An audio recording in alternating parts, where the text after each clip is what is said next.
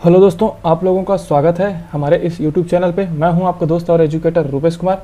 तो आज हम देखने वाले हैं फर्स्ट लॉ ऑफ थर्मोडायनेमिक्स, ऊष्मागतिकी का प्रथम नियम को आज हम डिटेल में समझेंगे, इसका डेरिवेशन देखेंगे और इससे क्या क्या इसको हम आगे इसके एप्लीकेशन पार्ट भी देखेंगे, जैसे isothermal process, isobaric, isochoric process पे भी देखेंगे कि इसका एप्लीकेशन हम कैसे यूज़ करने वाले हैं।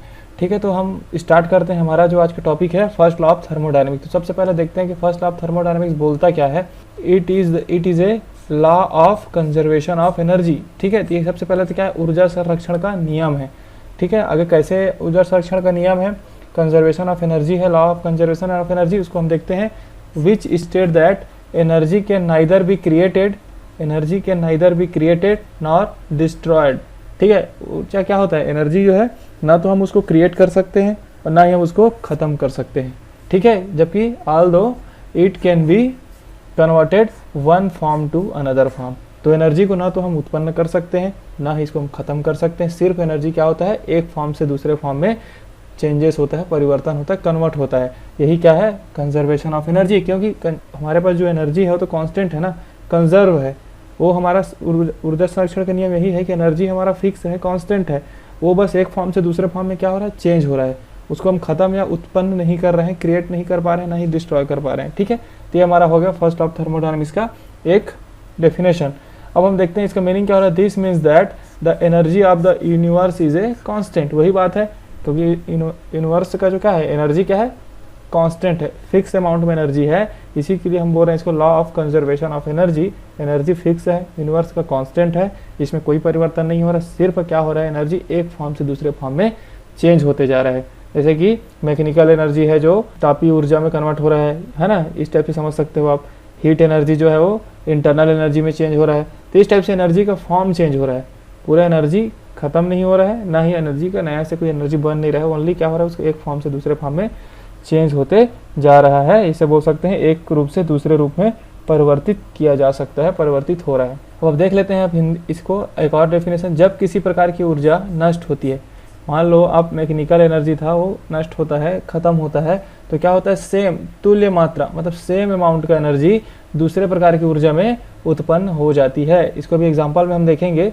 जैसे कि आप किसी भी जो इलेक्ट्रिसिटी का वायर होता है, जब उसको हम करंट उसमें फ्लो करते हैं तो क्या होता है, वो हीट हो जाता है। तो इसमें क्या होता है, जो इलेक्ट्रिकल एनर्जी है ना, जो विद्युत धारा है, विद्युत ऊर्जा है, वो किस में कन्वर्ट हो रहा है, वो तापीय ऊर्जा में कन्वर्ट हो रहा है ना। वो क्या हो रहा है, हीट हो रहा है ना, तो तार हीट होना स्टार्ट हो जाता है।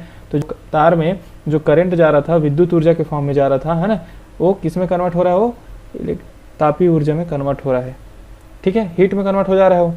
तो यही क्या है, जब किसी प्रकार की ऊर्जा नष्ट होती है तो आप याद रखेंगे सेम अमाउंट की, उतना ही अमाउंट का सेम तुल्य मात्रा के मैंने यहाँ पे ये है कि सेम अमाउंट का एनर्जी हमें दूसरे फॉर्म में चेंज हो जाता है, ख़त्म नहीं होता है, और उनका क्वांटिटी भी उतना ही होता है। इसलिए लिखा है एनर्जी कभी ख़त्म नहीं होता, वो बस एक दूसरे फॉर्म में चेंज होते रहता है, एक रूप से दूसरे रूप में परिवर्तित होते रहता है। अब एक चीज़ और है इसका, ये सब अलग अलग सब एक जितना मैं बता रहा हूँ सब ये क्या फर्स्ट लॉ ऑफ थर्मोडायनेमिक्स से ही अलग अलग कॉन्सेप्ट पे है ये। अब ऐसा देख सकते हो, एक ऐसा मशीन बना पाना संभव है, वो मशीन को हम क्या बोलते हैं, प्रीपिचुअल मोशन मशीन। ऐसा मशीन, प्रीपिचुअल मोशन मशीन का मतलब यहाँ पे ये है कि ऐसा मशीन जो हमेशा क्या करे, बिना ऊर्जा को खर्च किए, बिना एनर्जी को लॉस किए क्या दे, हमें वर्क करके दे। इसको बोलेंगे प्रीपिचुअल मोशन मशीन। लिखा है ना, शाश्वत गति मशीन, मतलब हमेशा गति करते रहे, हमेशा वो वर्क देता रहे। तो ऐसा पॉसिबल नहीं है। यहाँ पे क्या लिखा है, ऐसा मशीन बना पाना असंभव है जो हमेशा क्या करे, बस जितना ऊर्जा दें उसको हमें उतना ही अमाउंट ऑफ वर्क दे दे। ये पॉसिबल नहीं है, क्योंकि कुछ ना कुछ अमाउंट ऑफ ऊर्जा क्या हो जाता है, खर्च हो जाता है। हीट के फॉर्म में, इंटरनल एनर्जी के फॉर्म में, अलग अलग फॉर्म में एनर्जी क्या हो जाता है, खर्च हो जाता है। तो जितना हम एनर्जी देते हैं उतना हमें कार्य नहीं मिलता है, उतना हमें वर्क नहीं मिलता है, उससे कमी मिलेगा, क्योंकि कुछ अमाउंट ऑफ ऊर्जा हमारा खर्च हो जाता है। तो ऐसा मशीन बना पाना असंभव है जिससे बिना ऊर्जा खर्च किए कार्य या ऊर्जा प्राप्त की जा सकती है। समझ रहे हो ना, अगर हम क्यू अमाउंट ऑफ एनर्जी दिए, 10 किलो जूल का क्यू दिए, हीट दिए, तो हमें 10 किलो जूल का वर्क नहीं मिलेगा। क्यों नहीं मिलेगा, क्योंकि 1-2 जूल या फिर जो भी अमाउंट ऑफ एनर्जी जो है क्या होता है, वो खर्च हो जाता है, ऊर्जा किसमें, इन्वायरमेंट में चला जाता है वो। ये क्या हो रहा है, एनर्जी का एक फॉर्म से दूसरे फॉर्म में चेंज हो रहा है। ये वाला भी आप कॉन्सेप्ट याद रखेंगे कि 100% हीट जो है वो कार्य में कन्वर्ट नहीं होता। ये भी फर्स्ट लॉ का है। और साथ में जो एनर्जी कन्वर्ट होता है वो सेम अमाउंट, उतना ही मात्रा में वो दूसरे प्रकार की एनर्जी में परिवर्तन हो जाता है, एक रूप से दूसरे रूप परिवर्तित हो जाता है। ये होता है फर्स्ट लॉ ऑफ थर्मोडायनेमिक्स। अब इसका हम एक मैथमेटिकल डेरिवेशन देख लेते हैं जिससे आपको और डिटेल में अच्छे से समझ में आ जाएगा। मान लो हम Q अमाउंट ऑफ एनर्जी दिए किसको, किसी भी सिस्टम को, तो क्या करेगा वो अपने इंटरनल एनर्जी में चेंज करेगा प्लस वर्क डन करेगा। अब यहाँ पे मैं वर्क डन यहाँ पे ऑन द सिस्टम है, बाय द सिस्टम नहीं है, यहाँ पे सिंपल से बता रहा हूँ कि Q अमाउंट ऑफ हीट है ना, हीट गिवन किसको दिए, टू द सिस्टम। कोई भी सिस्टम को हम लोग इतना अमाउंट ऑफ हीट दिए तो क्या हो रहा है, इंटरनल एनर्जी उसका चेंज हो रहा है, इंटरनल एनर्जी चेंज। ठीक है, ये क्या है, वर्क डन है। ठीक है, यहाँ पे work done on the system या फिर बाय द सिस्टम को ही मैं नहीं बता रहा हूँ, ये सिंपल फॉर्मेट बता रहा हूँ। क्यों, जो हम हीट दिए हैं, हीट क्या है, ये भी एनर्जी का एक फॉर्म ही है, एनर्जी का फॉर्म ही है। कौन सा, हीट भी एनर्जी का ही फॉर्म है, और तुम्हारा इंटरनल एनर्जी भी एनर्जी का ही फॉर्म है, वर्क भी एनर्जी का ही फॉर्म है ना। सब एनर्जी का ट्रांसफॉर्म होने पे क्या होता है, वही तो वर्क है। एनर्जी का ट्रांसफर प्रोसेस ही क्या वर्क होता है, वर्क में कन्वर्ट होता है, तो सबका एनर्जी का एक फॉर्म ही है। तो जो हम Q अमाउंट ऑफ हीट दिए, हीट दिए या फिर एनर्जी दिए सिस्टम को, तो किस में कन्वर्ट हो गया, वो इंटरनल एनर्जी में। सिस्टम अपना इंटरनल एनर्जी बढ़ा लिया, साथ ही साथ सिस्टम वर्क कर दिया, सिस्टम पे वर्क हो गया, मतलब वर्क प्रोसेस में भी उस एनर्जी को यूज़ कर लिया। तो यहाँ पर हीट एनर्जी जो था वो इंटरनल एनर्जी और वर्क डन में कन्वर्ट हो गया। यही तो बोला फर्स्ट ऑफ थर्मोडायनामिक्स, जो हम हीट एनर्जी दे रहे हैं वो कुछ अलग अलग फॉर्म में क्या हो रहा है, कन्वर्ट होते जाता है, एक रूप से दूसरे रूप में परिवर्तित हो जाता है। यही होता है हमारा फर्स्ट लॉ ऑफ थर्मोडायनामिक्स। यहाँ पे वही हो रहा है, हम हीट दे रहे हैं, वो इंटरनल एनर्जी में और वर्क में परिवर्तित हो गया, कन्वर्ट हो गया। इसका यही आपको बताता है फर्स्ट लॉ ऑफ थर्मोडायनामिक्स। यहाँ तक आपको समझ में आ गया होगा। यहाँ तक आप सिंपल समझेंगे कि Q अमाउंट ऑफ हीट दिए तो इसका इंटरनल एनर्जी क्या हुआ, चेंज हुआ। ऐसे चेंज हुआ, मान लो पहला इंटरनल एनर्जी उसका U1 रहा होगा, अब फाइनल जब हीट दिए तो U2 हो गया। तो क्या होता है आपको पता होगा, डेल्टा U क्या है, एक स्टेट फंक्शन है, तो इसे क्या लिखते हैं, U2 माइनस U1। तो ये हो गया हमारा इंटरनल एनर्जी चेंज। जबकि Q और W क्या है, हमारा पाथ फंक्शन है। इसको मैंने अपने स्टेट फंक्शन और पाथ फंक्शन वाले वीडियो में एक्सप्लेन किया हूँ, तो आप उसको भी देख सकते हो। ठीक है, तो Q और W पाथ फंक्शन है, तो उसको हम चेंज के फॉर्म में नहीं लिखते, तो सिंपली हम लोग Q is equal to du plus W लिखे हैं यहाँ पे। तो ये सिंपल वर्क डन है, यहाँ पे मैंने आपको बता दिया है। अब हम देख लेते हैं मैथमेटिकल स्टेटमेंट इसका, जिसको हमें यूज़ करना है न्यूमेरिकल में। ये वाला पॉइंट आप याद रखेंगे, ये वाला मेन, तो ये अभी मैं जो आपको बताने वाला हूँ वो आपके लिए इम्पोर्टेंट है। Delta U is equal to Q plus W, ये आपका मेन मैथमेटिकल स्टेटमेंट है, मैथमेटिकल एक्सप्रेशन है जो फर्स्ट लॉ ऑफ थर्मोडायनेमिक्स का। इसी से आपका न्यूमेरिकल बनना है, फर्स्ट लॉ ऑफ थर्मोडायनेमिक्स। ठीक है, ये क्या है, वर्क डन। यहाँ पर भी on the system by the system नहीं है, सिंपल वर्क डन है। वो कंडीशंस के हिसाब से आप इसको हम पुट करेंगे इसको। ये क्या हमारा हीट है जो सिस्टम को हम दिए हैं, ये हमारा क्या है, इंटरनल एनर्जी है। ठीक है, आंतरिक ऊर्जा है। तो इस एक्सप्रेशन के थ्रू हम क्या करने वाले हैं, अभी एक एक करके हम कंडीशंस को देखेंगे, जिससे आपको और डिटेल में समझ में आ जाएगा। तो सबसे पहले हम देखते हैं आइसोथर्मल प्रोसेस के लिए। आइसोथर्मल प्रोसेस, देखो आपको मैंने अपने थर्मोडायनामिक प्रोसेस वाले वीडियो लेक्चर में डिटेल में एक्सप्लेन किया हूँ आइसोथर्मल प्रोसेस होता क्या है। ऐसा प्रोसेस जिसमें during the whole process temperature remains constant. जब टेम्परेचर क्या होता है, पूरा कांस्टेंट होता है। जब हम पूरे प्रोसेस के जब सिस्टम एक स्टेट से दूसरे स्टेट में जब चेंज होते रहता है तो टेम्परेचर में कोई चेंजेस नहीं होता है। तो टेम्परेचर चेंज क्या होता है, यहाँ पे 0 होता है। ठीक है, और मैंने आपको बताया कि इंटरनल एनर्जी जो होता है फंक्शन होता है टेम्परेचर और वॉल्यूम का। तो टेम्परेचर अगर 0 है, ठीक है, एक कांस्टेंट वॉल्यूम कर दे, एक कांस्टेंट वॉल्यूम को कांस्टेंट कर दिए, तो फंक्शन किसका फंक्शन हो गया, इंटरनल एनर्जी ओनली टेम्परेचर का। तो अगर टेम्परेचर 0 है तो इंटरनल एनर्जी भी 0 होगा। ये वाला पॉइंट। अब देखो इंटरनल एनर्जी भी 0 हो गया। अब फर्स्ट लॉ ऑफ थर्मोडायनेमिक्स, जैसे ये वाला इक्वेशन फर्स्ट लिख देते हैं इसको, है ना। तो फ्रॉम इक्वेशन फर्स्ट क्या हो जाएगा, delta U is equal to Q plus W। तो डी U बराबर क्या रखेंगे, 0। तो क्या बचा, Q क्या बचा, 0 is equal to Q plus W। तो यहाँ पे क्या हो जाएगा, Q is equal to minus W। यहाँ तक आपको समझ में आ गया होगा। ये सिंपल हम एक जनरल, इसको हम जनरल इक्वेशन बोल सकते हैं। Thermodynamic, first law of thermodynamics का क्या है, एक जनरल इक्वेशन है। अभी मैं इस दोनों कंडीशंस को आपको बताते जाऊंगा एक्सप्रेशन के साथ। Work done by the system में क्या होगा, work done on the system में क्या होगा। अब यहाँ पे देखो work Q is equal to minus W आ गया। अगर मैं यहाँ पे W को माइनस पुट करता हूँ, निगेटिव, इसका मीनिंग ये हो रहा है work done by the system. ठीक है, work done by the system case में हम क्या करेंगे, W को माइनस डब्लू पुट करेंगे, क्योंकि मैंने आपको वर्क वाले जो वीडियो लेक्चर उसमें बताया हूँ work done by the system क्या आता है, निगेटिव आता है, जबकि work done on the system किस में आता है, पॉजिटिव में आता है। तो work done by the system है तो W क्या हो रहा है, माइनस निगेटिव हो रहा है। तो यहाँ पर अगर हम W इज इक्वल टू क्या रख दें, निगेटिव रख दें कोई भी, तो क्या हो जाएगा overall Q is equal to क्या हो जाएगा हमारा, पॉजिटिव। यहाँ पे ऐसे लिखें, मान लो वर्क डन क्या होता है, माइनस होता है, तो माइनस माइनस पॉजिटिव हो गए। तो यहाँ पे क्या हो जाएगा, वो जो भी वर्क डन Q जो आएगा वो एक पॉजिटिव आएगा। यहाँ तक आपको समझ में आ गया होगा। Q देखो यहाँ पे वर्क डन क्या था, निगेटिव रहेगा। मान लेते हैं हम यहाँ पे वर्क डन क्या हो जाएगा, माइनस एक्स हमारा ये होता है। Work done by the system में ऐसा कुछ होगा, निगेटिव वैल्यू के साथ होगा। तो यहाँ पे अगर हम Q की जगह पुट कर दें, W की जगह पुट कर दें, माइनस तो पहले से है, माइनस एक्स, तो Q इज इक्वल टू क्या हो गया, प्लस एक्स। मतलब यहाँ पे work done by the system होगा तो हीट किस में आएगा, पॉजिटिव में आएगा। जब आप न्यूमेरिकल सॉल्व करोगे तो आप और अच्छे से इसको क्लियर हो जाएगा आपको, Q वहाँ पे किस में आएगा, पॉजिटिव में आएगा।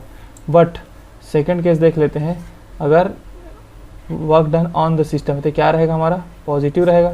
मान लो वर्क क्या है, पॉजिटिव एक्स है, ठीक है, क्या है ये, वर्क डन सिस्टम पे वर्क हो रहा है ना, इस बार क्या हो रहा है, सिस्टम पे वर्क हो रहा है, मतलब सिस्टम को क्या हो रहा है, कंप्रेस हो रहा है। इस केस में क्या हो रहा था, एक्सपेंशन हो रहा था, गैस का एक्सपेंशन हो रहा है, तब उसको हम क्या बोलते हैं, work done by the system. लेकिन गैस का जब कंप्रेशन होगा, इसको डिटेल में और मैं रिवर्सिबल एक्सपेंशन, रिवर्सिबल कंप्रेशन वाले जो भी हम पढ़ते हैं उसको डिटेल में इसका डेरिवेशन में कराने वाला हूँ नेक्स्ट वीडियो लेक्चर में, तो आप उसको और डिटेल से अच्छे समझ में आपको और आ जाएगा, ठीक है। तो ये क्या होगा, work done on the system. On the system मतलब कंप्रेशन हो रहा है, तो उसको किस में लेते हैं हम, पॉजिटिव में लेते हैं। Work done on the system को पॉजिटिव लेते हैं, W, तो क्या मैं मान लिया हूँ प्लस एक्स। तो अब इसमें मैं पुट कर दूँ Q is equal to minus W है ना, तो Q is equal to minus minus रहेगा, यहाँ पे क्या आएगा, पॉजिटिव एक्स। तो क्या हो गया यहाँ से overall, Q is equal to minus X. तो work done on the system में Q का वैल्यू हमें निगेटिव फॉर्म में मिलेगा, है ना, हीट का फॉर्म निगेटिव मिलेगा, जबकि इसमें work done by the system में पॉजिटिव मिलेगा। तो आप इस वाले को याद रखेंगे, न्यूमेरिकल में आपको इसी टाइप से आपको क्या करना है, सॉल्व करना है। अब हम देख लेते हैं अपना सेकेंड, ये हमारा एक्सप्रेशन है D U is equal to P plus W. अगर हम W को पी डेल वी पुट करते हैं, मीन्स इसका मतलब क्या, पॉजिटिव के फॉर्म में लिए हैं, तो ये होगा work done on the system, on the system. यहाँ पे अगर डेल्टा यू को रखते हैं तो क्या हो जाएगा, P plus P del V, sorry ये Q है, ये Q प्लस W है ना, Q है, तो यहाँ पे भी क्या है, D U is equal to Q plus P del V on the system में। तो आपको पता है वर्क डन क्या होता है, पी डेल वी, मैं सिंपली वे में एक्सप्लेन कर रहा हूँ। वैसे अगर बाय द सिस्टम हम देखें, तो बाय द सिस्टम अगर हम देखें तो W इज इक्वल टू क्या होता है, माइनस पी डेल वी, है ना। तो यहाँ पे क्या हो जाएगा, D U is equal to क्या हो जाएगा, Q minus P del V, ठीक है। बाय द सिस्टम मतलब एक्सपेंशन हो गया, और ऑन द सिस्टम मतलब कंप्रेशन हो गया। तो ये वाला एक केस हो गया, एक ये भी देख लिए। और हम थर्ड देखते हैं अपना एडियाबैटिक प्रोसेस। एडियाबैटिक प्रोसेस, रुद्धोष्म प्रक्रम। इसमें क्या होता है आपको पता होगा, कोई भी सिस्टम है ना तो हीट का ट्रांसफर करता है ना हीट बाहर से लेता है, इसलिए हीट इज इक्वल टू हम क्या रखेंगे, जीरो, क्योंकि सिस्टम का हीट जो है चेंज नहीं होता है, वो फिक्स रहता है, कांस्टेंट रहता है। तो इसलिए Q is equal to zero put करेंगे। तुम्हारा एक्सप्रेशन क्या था फर्स्ट क्लास से, डी यू प्लस डब्लू था, Q बराबर जीरो रख दिए, तो D U is equal to W, ठीक है। तो अगर हमारा हीट जीरो है, हीट का कोई चेंजेस नहीं हो रहा है, तो जो इंटरनल एनर्जी जितना चेंज होगा उतना ही क्या होगा, वर्क में वो कन्वर्ट होते जाएगा। जितना इंटरनल एनर्जी बढ़ेगा उतना ज़्यादा वर्क होगा, और वर्क में ऑन द सिस्टम भी हो सकता है, ये बाय द सिस्टम भी हो सकता है, इसमें कोई प्रॉब्लम नहीं है, ठीक है। तो ये हो गया आपका एडियाबैटिक प्रोसेस का मैंने बता दिया। फोर्थ हम देख लेते हैं आइसोकोरिक प्रोसेस। आइसोकोरिक प्रोसेस मतलब सम आयतनी, हिंदी में अगर लिखें तो सम आयतनी प्रक्रम।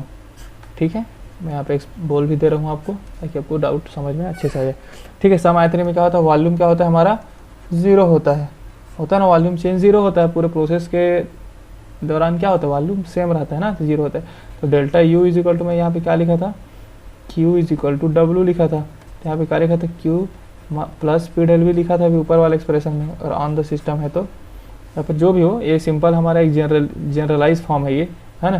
तो यहाँ पे अगर डेल्टा यू 0 हो रहा है मतलब पी डेल भी 0 होगा पूरा, तो बचेगा क्या, D U is equal to Q, ये होता है।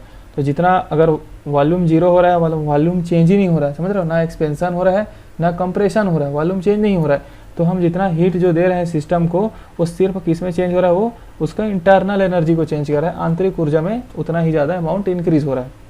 समझ गए आपको, क्योंकि वॉल्यूम चेंज ही नहीं हो रहा है, वॉल्यूम 0 है, ना तो क्या हो रहा है, वॉल्यूम 0 है मतलब ना तो प्रसार हो रहा है गैस का, ना ही गैस का संपीड़न हो रहा है, ना ही गैस का एक्सपेंशन हो रहा है, ना ही क्या बोलते हैं कंप्रेशन हो रहा है। तो क्या हो रहा है, जो जितना अमाउंट ऑफ हम हीट दे रहे हैं उसको सिस्टम को, है ना, जितना अमाउंट ऑफ हम हीट उसको दे रहे हैं सिस्टम को, क्या कर रहा है, सिर्फ उसके इंटरनल एनर्जी को इंक्रीज करने का काम कर रहा है, क्योंकि वर्क तो हो ही नहीं रहा है। यहाँ तक भी आपको मैंने डिटेल में समझा दिया, वर्क तो हो ही नहीं रहा है, तो क्या हो रहा है, ओनली इंटरनल एनर्जी को इंक्रीज कर रहा है। तो इस टाइप से अगर एग्जांपल आता है न्यूमेरिकल में तो आप उसको लिख भी सकते हो कि हो क्या रहा है, एग्जैक्टली हो क्या रहा है सिस्टम के साथ, ये भी आपको पता होना चाहिए। ओनली आप डेरिवेशन को याद नहीं रखेंगे, ये हो रहा है इज इक्वल टू दिस, इस टाइप से आप याद नहीं रखेंगे तो समझेंगे कि एग्जैक्टली हो क्या रहा है वहाँ पे, सिस्टम की इंटरनल एनर्जी बढ़ रहा है कि कम हो रहा है, वर्क डन क्या हो रहा है, बाय द है, ऑन द है, तो ये सबको आप डिटेल में आप समझेंगे। अब हम देखते हैं आइसोबारिक प्रोसेस। आइसोबारिक प्रोसेस, अब आइसोबारिक है मतलब प्रेशर कांस्टेंट है, तो हम सिंपल से इसको यही इसी फॉर्म में लिख सकते हैं, क्यू इक्वल डब्ल्यू था, क्यू इज इक्वल टू हम क्या लिख देंगे, पी डेल वी, क्योंकि यहाँ पे इस एक्सप्रेशन से क्या हो रहा है, प्रेशर बता रहे हैं हम, क्या है कांस्टेंट ही है ना। देखो वॉल्यूम में डेल्टा भी लिखे हम लेकिन प्रेशर में नहीं लिखे क्योंकि प्रेशर कांस्टेंट है, तो आइसोबारिक प्रोसेस में भी एक्सप्रेशन यही होगा। ठीक है, तो आपको यहाँ तक समझ में तो आ गया होगा। हमने क्या क्या देखा, फर्स्ट लॉ ऑफ थर्मोडायनामिक्स का देखा, उनका एग्जैक्ट उसका मीनिंग क्या है, क्या बोलता है, एनर्जी को ना तो क्रिएट किया जा सकता है ना ही ख़त्म किया जा सकता है, ये भी हम लोगों ने समझ गया। और हमने क्या देखा, किस टाइप से ऊर्जा एक रूप से दूसरे रूप में परिवर्तित होता है, ये भी मैंने आपको बता दिया है ना। और साथ में हम लोग क्या किए, फर्स्ट लॉ ऑफ थर्मोडायनामिक्स के मैथमेटिकल स्टेटमेंट का हम लोग क्या किए, अलग अलग प्रोसेस के साथ एक्सप्रेशन देख लिए, एप्लीकेशन देख लिए, जिसको आपको न्यूमेरिकल में यूज़ करना है। ठीक है दोस्तों, उम्मीद करता हूँ आपको वीडियो पसंद आया होगा। अगर आपको वीडियो अच्छा लगा होगा तो चैनल को सब्सक्राइब कर दें, वीडियो को लाइक कर दें और अपने दोस्तों में इसको शेयर कर दें। धन्यवाद दोस्तों, मिलते हैं नेक्स्ट वीडियो में जिसमें हम वर्क के बारे में और डिटेल में समझेंगे, जिसमें हम देखेंगे कि रिवर्सिबल आइसोथर्मल प्रोसेस और इरिवर्सिबल आइसोथर्मल प्रोसेस में किस टाइप से हम वर्क डन कैलकुलेट करते हैं। तब तक के लिए धन्यवाद, थैंक यू दोस्तों।